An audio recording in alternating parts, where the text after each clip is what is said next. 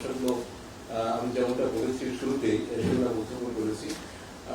আমরা পাকিস্তানের দিক থেকে যে রেসপন্সটা তারা সেটা বলেছেন যে এই বিষয়টা নিয়ে তারা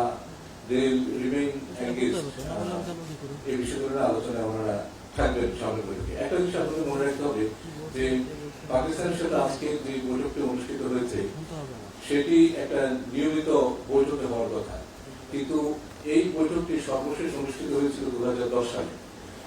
কাজেই এই 2010 সালের পরে এই 1.5 দশক পরে যে প্রথম বৈঠকটি অনুষ্ঠিত হয়েছে সেই বৈঠকে আমরা আশা করি না যে সমস্যাটার সমাধান হয়ে যাবে, কিন্তু তাদের দিক থেকে এই বিষয়ে ভবিষ্যতে আলোচনা করার একটা সদিচ্ছা তারা ব্যক্ত করেছেন।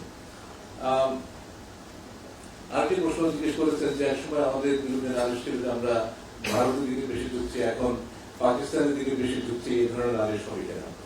দেখেন, পাকিস্তানের সাথে আমাদের যে সমস্ত ইনস্টিটিউশনাল মেকানিজম আছে তার মধ্যে পররাষ্ট্র সচিব পর্যায়ের বৈঠক একটি, যা সর্বশেষ অনুষ্ঠিত হয়েছিল 2010 সালে।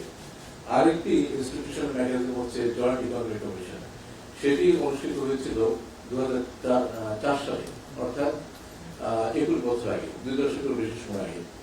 আমরা এখন এই যে স্থবির যে সম্পর্ক সেই সম্পর্কটাকে স্বাভাবিক করার চেষ্টা করছি, এবং সেটা আমরা সম্পূর্ণরূপে আমাদের যে জাতীয় স্বার্থ সেই জাতীয় স্বার্থের কথা মাথায় রেখেই আমরা করছি। এবং এক্ষেত্রে ছোকা প্রশ্ন যদি বলেন, আমি একটা দুটো উদাহরণ দিতে পারি যেটা আমাদের জন্য লাভজনক।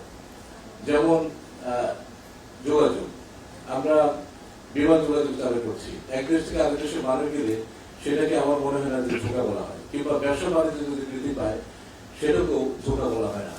আমি মনে করি যে আমরা পাকিস্তানের সাথে যেভাবে এঙ্গেজ হচ্ছি সেটার ফাউন্ডেশন হচ্ছে মিউচুয়াল রেসপেক্ট, পরস্পরের প্রতি শ্রদ্ধা এবং মিউচুয়াল বেনিফিট। আমরা আমাদের যে লাভ সেটা আমরা দেখছি, কাজে কোনোভাবেই একটা দেশের দিকে ঝোঁকার বিষয় নয়।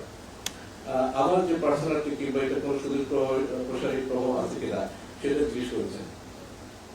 আমি মনে করি যে এর সুদূর প্রসারী প্রভাব হচ্ছে যে দুই দেশের মধ্যে নিয়মিত যোগাযোগকে রক্ষা করা।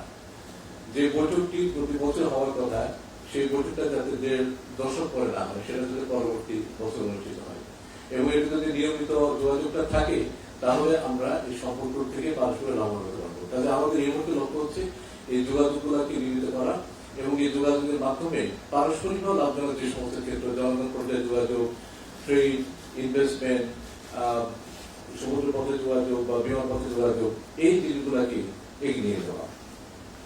প্রতিরক্ষা বিষয়ে সাধারণ একটা আলোচনা হয়েছে। আপনারা জানেন যে আমাদের দুই দেশের মধ্যে এই সহযোগিতারা অনেকদিন ধরে বিদ্যমান, এবং আমাদের সামরিক কর্মকর্তারা সে দেশে বিভিন্ন প্রশিক্ষণে যান, এবং তাদের সামরিক কর্মকর্তারা আমাদের এই দেশে প্রশিক্ষণে আসেন। সাম্প্রতিককালে হাই লেভেল ডেলিগেশন পাকিস্তান সফর করেছেন, এবং এই যে যোগাযোগটা সেই যোগাযোগ নিয়ে এক ধরনের সন্তোষ প্রকাশ করা হয়েছে। পাকিস্তানের পররাষ্ট্রমন্ত্রী ভিজিটের তারিখ জানতে চেয়েছেন, সেই তারিখটা আমরা চূড়ান্ত করেছি। সেই তারিখটা হচ্ছে এই মাসের 27-28 তারিখে, এবং আজকে এই বৈঠকে আমরা দুই দেশের মধ্যে যে সমস্ত এমওইউ বা সমঝোতা স্মারক নিয়ে আলাপ আলোচনা চলছে সেগুলোকে এই সফরটাকে মাথায় রেখে যাতে চূড়ান্ত করতে পারি সেই জন্যে পররাষ্ট্র মন্ত্রণালয় এবং পাকিস্তান দূতাবাসের সংশ্লিষ্ট কর্মকর্তাদের নিয়ে একটা ওয়ার্কিং গ্রুপ আমরা ফর্ম করছি, যাদের আমরা আমাদের যে সমস্ত লাইন মিনিস্টার আছে তাদের সাথে বসে এই এমওইউটা রিভিউ করতে পারি এবং ফাইনালাইজ করতে পারি।